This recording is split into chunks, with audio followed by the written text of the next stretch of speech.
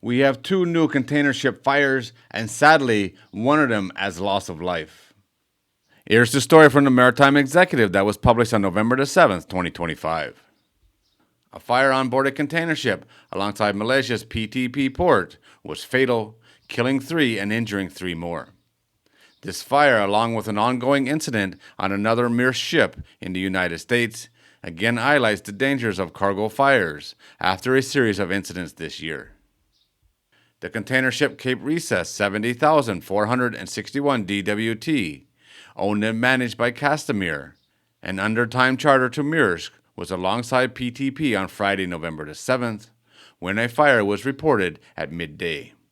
At first, the port's fireboats were fighting the blaze, and they were later joined by a team from the State Fire and Rescue Department. A spokesperson for Maersk confirmed the tragic incident, reporting that an explosion had occurred on board the vessel as cargo was being discharged. The subsequent fire was reported to have taken place under deck in the fifth ohl of the ship, which has a capacity of 4,957 TEU. Maersk confirmed that 3 people, including 1 crew member, had lost their lives. Malaysian officials identified the 3 as a 59-year-old Malaysian, a man from the Philippines, and another from Britain. 3 others, a Malaysian and 2 Filipinos, were injured and hospitalized.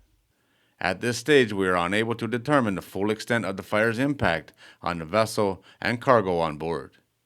We are working closely with PTP authorities, the vessel's owner, and the ship's manager to manage the situation and provide updates as more information becomes available.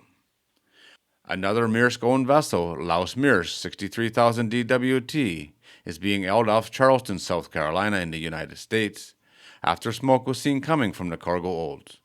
The vessel, which is registered in Singapore, had departed Charleston for Colombia. The ship has a capacity of 4,258 TEU. Maersk reports the vessel is in a stable condition and no crew were injured.